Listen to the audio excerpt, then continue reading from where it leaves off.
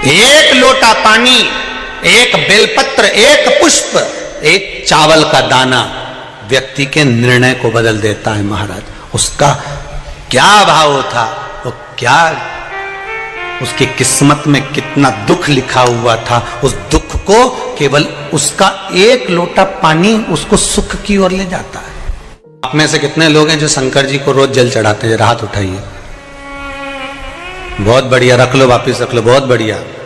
हर हर महादेव, धन्यवाद बहुत बहुत। और आप तो चढ़ाओ, साथ में अपनी अड़ोसन, पड़ोसन और पीछे वाली धड़ोसन, इनको भी कहो कि एक लोटा पानी शिव को चढ़ाने में कुछ घटता नहीं है। वैसे तो बहुत सारे ऐसे लोग हैं जिन्होंने 3 दोष मिट जाते हैं। पहला वास्तु, दूसरा पितृ, तीसरा कालसर्प दोष। ये 3 दोष शंकर जी पर एक लोटा पानी चढ़ाने से मिट जाते हैं। पानी मंदिर का नहीं, पानी अपने घर का लेकर जाओ। मंदिर का अगर पानी लिया है 1 लोटा तो 1 रुपया दान पेटी में चढ़ाओ, 2 रुपया चढ़ाओ। पर अगर मंदिर का लोटा ले रहे हो, मंदिर का पानी ले रहे हो, मंदिर की बाल्टी ले रहे हो, तो हमें फ्री में पानी नहीं चढ़ाना, हमें 1 रुपया 2 रुपया दान पेटी में डालना है, ब्राह्मण देवता के हाथ में देना है। गुरुजी हमने आपकी बाल्टी ली, गुरुजी हमने ये लोटा लिया, गुरुजी हमने पानी लिया, ये ब्राह्मण देवता ये आपका। विवाह शादी में देरी हो रही हो, या कोई नया कार्य चालू कर रहे हो उसमें देरी हो रही हो, या कोई सर्विस के लिए, नौकरी के लिए जा रहे हो और वो कार्य नहीं हो रहा हो, तो एक धतूरा, केवल एक धतूरा, उस धतूरे को फोड़कर उसके अंदर का फल निकालना, उस फल को शिवलिंग पर चढ़ाकर 1 लोटा जल शंकर भगवान को समर्पित कर दिन होना चाहिए मंगलवार। कौन सा दिन होना चाहिए? जम के बोलो जरा, मंगलवार। समर्पित करो। उसके बाद में आप विवाह के लिए अगर समर्पित करे हैं तो विवाह में देरी नहीं होगी। व्यवसाय और व्यापार के लिए या नौकरी के लिए समर्पित करे हैं तो उसमें देरी नहीं होगी। जितने आस्था चैनल पर कथा सुन रहे हो, जितने फेसबुक और यूट्यूब पर सुन रहे हो, बहुत सावधानी से सुनना, बहुत ध्यान दीजिएगा महाराज। ये कथा बड़ी सुंदर है कि आप चाहते हैं कि कोई रोग हमको ना घेरे, आप चाहते हैं कि कोई रोग हमको ना घेरे, और आपको लग रहा है कि कोई रोग ऐसा है जो घेर रहा है, या कोई शरीर में ऐसा रोग उत्पन्न होने वाला है, या कोई बीमारी ऐसी उत्पन्न होने वाली, तो उसके लिए सबसे सुंदर तरीका कि शंकर जी पर अलोनी जो गोबरी होती है, गोबरी जानते हो, कंडा, अलोना कंडा, अलोनी गोबरी, मतलब गाय ने गोबर करा और वो सूख गया, उसको थापा नहीं गया, हाथ से कंडा नहीं बनाया गया, गोबरी नहीं बनाई गई, केवल गाय ने गोबर करा, वो सूख गया, और वो सूखा हुआ जो गोबर है उसको जलाकर जो भस्म तैयार करी है, उसको जलाकर जो हमने राख तैयार करी है, भस्म बनाई है, उस भस्म को जो तैयार करा गया है, वो भस्म शिव को जो हमने समर्पित करा, उस भस्म को सफेद वस्त्र में लिया और बाबा पर समर्पित करी। उसी भस्म को हम उठा कर लिया। और यदि आप भस्म नहीं चढ़ा सकते तो कभी विश्वनाथ जाएं तो वहां से भस्म लिया, कभी उज्जैनी जाएं तो वहां से भस्म लिया। उस भस्म को हम यदि अपनी नाभि से वक्ष स्थल के मध्य में त्रिपुंड लगा लेते हैं, जीवन में अगर आप मात्र 1 महीने में 1 बार भी त्रिपुंड अपने वक्ष स्थल के नजदीक में नाभि से ऊपर अगर लगा लेते हैं महाराज, तो ऐसा कोई बड़ा रोग आपकी जिंदगी में प्रवेश कर ही नहीं सकता। इस शरीर के अंदर, इस शरीर के अंदर भस्म में जो सुख है, भस्म का जो आनंद है, भस्म का जो रस तत्व है, उसको यदि एक छोटा सा प्रैक्टिकल है आप करके देखेंगे तो बाबा कुबेर भंडारी वैसे ही भंडार भर देगा। थोड़ा सा प्रयास, अगर आपके सबके घर में गंगा जल है तो एक प्रयास करके देखिए। कोई कार्य के लिए आप जा रहे हैं और वो कार्य अटक रहा है, नहीं हो रहा, बहुत प्रयास कर लिया, बहुत दिन से लगे हुए कि ये काम होना ही चाहिए, ये काम बहुत जरूरी और होना ही चाहिए, नहीं हो रहा। एक कटोरी में गंगा का जल निकाल लीजिए, और कटोरी में गंगा का जल निकाल कर तुम्हारे घर में एक सिक्का पड़ा हो, 1 रुपया, 2 रुपया, 5 रुपया, कोई सा भी एक सिक्का पड़ा हो, जो भी सिक्का पड़ा हो, उन कुंदकेश्वर महादेव का नाम लेकर, जहां परिंदा होता है, पानी का मटका होता है, पितरों का स्थान होता है, हंडा भरते हो, मटका भरते हो, उसके पास में उस कटोरी को रखकर 1 का सिक्का, 2 का सिक्का, 5 का सिक्का, 10 का सिक्का, जो तुम्हारे पास सिक्का पड़ा हो, जो भी तुम्हारे पास पड़ा हो, वो सिक्के को हथेली में लेकर कुंदकेश्वर महादेव का नाम लेकर उस कटोरी में डाल दीजिए और उस जल को नैनों से लगाकर आप काम के लिए निकल जाइए। वो काम आपका सफल होकर ही रहेगा, झूठ नहीं सकता। गंगा के जल में वो बल होता है, और आप जो सिक्का डाल रहे हो वो ये समझ कर डालें कि कुंदकेश्वर महादेव को भी गंगा में स्नान करने के लिए। हमारे यहाँ पहले हमने भी देखा, आपने भी देखा होगा, किसी जब बारिश नहीं होती है या कोई काम अटक जाता है, जब बारिश, तो क्या करते थे पहले के जमाने में कि मंदिर को पैक कर दे, उसमें पानी भर दे शंकर जी के ऊपर। आपने कई जगह देखा होगा, उसमें शिव जी को डुबा, तो किसके लिए डुबाते थे? कुंदकेश्वर महादेव के। ये नियम है कुंदकेश्वर महादेव का। ये कुंदकेश्वर महादेव को उस कटोरी में, उस बाटकी में सिक्के को, और फिर जब आपका काम हो जाए, आप जिससे मिलने गए हो, जिससे काम की बात करने गए और काम हो गया, तो वो जल ले जाकर सिक्के के साथ, सिक्का तो डालो मंदिर में, कहीं दान पेटी आदि में, और वो जल भगवान कुंदकेश्वर के नाम से शिव जी को समर्पित कर दो। बाबा से विनती करो, बहुत बहुत साधु वाले बाबा, आपने मेरी लाज रख ली, मेरी कृपा बनी रहे, बस ये सुख मिलता, उसको धन्यवाद दो बाबा को बार बार। हम तो रोज कहते, रोज प्रतिदिन उठो और उठते से धन्यवाद दे दो, धन्यवाद, उठते से करो। शिव को प्रिय है पुष्प में आंख का पुष्प, जो आंकड़े का पुष्प होता है, शंकर को बड़ा प्रिय है। और दूसरे नंबर पर शंकर को प्रिय है शमी का पुष्प, बहुत ध्यान देना महाराज। तीसरे नंबर पर शंकर को प्रिय है महाराज सरसों का पुष्प।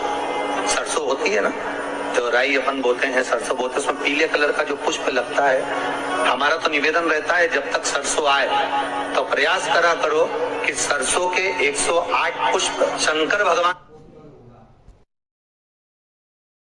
चढ़ाना प्रारंभ कर दो। महाराज ये पक्का है कि वर्ष भर कोई बड़ी बीमारी आपको घेर नहीं सकती, अगर सरसों के फूल शिव को चढ़ रहे हैं तो। और प्रयास करना कि सरसों का जो पुष्प होता है, सरसों का जो फूल होता है महाराज, अगर कोई व्यक्ति को किडनी या लीवर से जुड़ी हुई कोई तकलीफ होती है, या किसी व्यक्ति का एक्सीडेंट हो गया होता है और उसका कोई अंग रह गया हो, कोई शरीर का कोई भाग रह गया और वो काम नहीं कर रहा हो, जैसे किसी के पांव रह जाते हैं एक्सीडेंट के बाद, किसी का हाथ रह जाता है, या कोई अंग काम नहीं कर रहा हो, वहां ब्लड पहुंच नहीं रहा हो, वो जगह एकदम सुन्न हो गई हो, खाली पड़ गई हो, तो उसके लिए शिव महापुराण की कथा कहती है कि सरसों के पुष्प 11 शंकर जी के राइट भाग में, जहां शिव जी के गण दरवाजे के द्वारपाल मणिभद्र जिस जगह पर निवास करते हैं, कौन निवास करते हैं? मणिभद्र। शंकर जी के दरवाजे के द्वारपाल है मणिभद्र जी, तो मणिभद्र दरवाजे के द्वारपाल में राइट भाग में मणिभद्र जी विराजते हैं। मतलब राइट भाग कौन सा हुआ? जब आप मंदिर से बाहर निकलेंगे तो राइट भाग, मंदिर में प्रवेश करेंगे जब राइट नहीं होना चाहिए, आप मंदिर से जब जाएं तो राइट भाग। मतलब आप मंदिर से राइट से जाएंगे तो शंकर जी का भी राइट हो जाएगा, क्योंकि शिव जी ऐसे बैठे हैं तो शंकर जी का भी राइट हो गया, देवता उनका भी राइट हो गया, तो राइट भाग सीधा हाथ मणिभद्र जी का। 11 सरसों के पुष्प मणिभद्र के उस द्वार पर आप रख दीजिए, और मणिभद्र के द्वार पर रखकर अंदर जाकर 108 वापिस जब आप बाहर निकल रहे हैं, ये पुष्प आप रखने के बाद एक बार बाहर जाएंगे, फिर वापिस आएंगे मणिभद्र रखने के बाद, और अंदर जाकर 108 सरसों के पुष्प शंकर को समर्पित करेंगे महाराज। उस सरसों के पुष्प जो शिव जी को आप समर्पित कर रहे हैं उसको वापिस लेकर आएंगे, श्री शिवाय नमस्तुभ्यम बोलकर उस सरसों के पुष्प को महाराज। श्री शिवाय नमस्तुभ्यम, हर हर महादेव। आज पूज्य प्रदीप मिश्रा जी की कथा बहुत ही खास और अचूक होने वाली है। पूज्य प्रदीप मिश्रा जी ने मंगलवार के बहुत अच्छे और अचूक उपाय बताए हैं। पूज्य प्रदीप मिश्रा जी के उपाय देखने के लिए प्लीज़ वीडियो को लास्ट तक देखिए, और पूज्य प्रदीप मिश्रा जी के वीडियो और उपाय देखने के लिए मेरे चैनल को लाइक, कमेंट और फॉलो जरूर करिएगा। मेरा चैनल है धार्मिक वीडियो। हर हर महादेव। सरसों के तेल की बोतल में उसको डाल लीजिए, शंकर भगवान को शाम के समय प्रदोष काल में उस तेल को वापस ले जाकर चढ़ा दीजिए शिव जी को, उसको वापस लेकर आ जाइए। उस तेल का प्रयोग आप नाभि में डालिए और जो शरीर काम नहीं कर रहा उस स्थान पर कम से कम 15 दिन 20 दिन तक उसकी मालिश करना प्रारंभ करिए। बाबा चाहेगा तो चलाने का प्रयास कर देगा और वो अंग वो शरीर काम करने लगेगा। मणिभद्र का स्मरण, सूर्य नारायण भगवान को जब जल चढ़ाया जाता है, हाथ सिर से 8 इंच की दूरी पर होना चाहिए। जम के बोलिए, सिर से कितना ऊंचा होना चाहिए? 8 इंच ऊपर अपना हाथ होना चाहिए मस्तक से सूर्य को जल चढ़ाते समय। और ना चांदी का, ना स्टील का, ना लोहे का, ना प्लास्टिक का, ना कांच का, ना सोने का कोई बर्तन, ना कांसे का, ना एल्युमिनियम का, ना पीतल का, केवल एक पात्र होना चाहिए, वो है तांबे का। काय का पात्र होना चाहिए?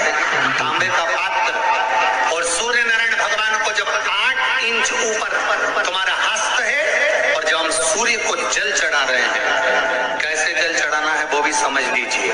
अगर कोई कैंसर का मरीज है जिसके चेस्ट में कैंसर आ गया हो, लेफ्ट में राइट में कहीं पर कैंसर आ गया हो या कोई गठान आ गई हो, तो महाराज आप जल चढ़ाते समय उस जल की धार को सूर्य भगवान को जब चढ़ा रहे हो तो धार आपकी गठान की ओर जाना चाहिए, जिससे सूर्य की किरण उस जल में से आपके उस स्थान पर पड़े, उस जगह पर पड़े जहां पर गठान है। महाराज आप लगातार जल तो चढ़ाना चालू करो, अच्छे डॉक्टर फेल हो जाएंगे और कह देंगे गठान ठीक हो। आपका लीवर और किडनी गड़बड़ कर रहा है, हार्ट आपके हार्ट में अगर तकलीफ है, डॉक्टर ने कह दिया कि इसमें नस चोक है, कहीं ना कहीं छल्ला डलेगा, आपको कह दिया इसमें कुछ ना कुछ प्रॉब्लम आ रही है, आप सूर्य को अर्घ देना चालू कर दो, सूर्य को जल चढ़ाना चालू कर दीजिए। आप सूर्य को जल चढ़ाओ, वो जल की जो तरंग आ रही है, वो जल जो निकल कर जा रहा है, उसकी जो किरण आपके हृदय पर, आपकी छाती पर पड़ रही है, नाड़ियों में पड़ रही है, नसों में पड़ रही है, उसका बल देखो तो सही। 1 महीना लगातार चढ़ाओ तो 15 दिन 20 दिन कर तो देखो। सूर्य नारायण भगवान को जल चढ़ाते समय आपके पंजों की एड़ी ऊंची नहीं होना चाहिए, आपका पंजा पांव का पूरा की पूरा जमा होना चाहिए भूमि पर। हाथ कितने इंच ऊपर? 8 इंच ऊपर होना चाहिए। जल जो गिरे, सूर्य की किरण, सूर्य का दर्शन उस जल की रोशनी में करना चाहिए। जिस बच्चे को आंख में चश्मा लगा हो, मोटे से मोटा चश्मा लगा हो, छूट नहीं रहा हो, तो थोड़े दिन उसको सूर्य का अर्घ चढ़वाना चालू कर दो।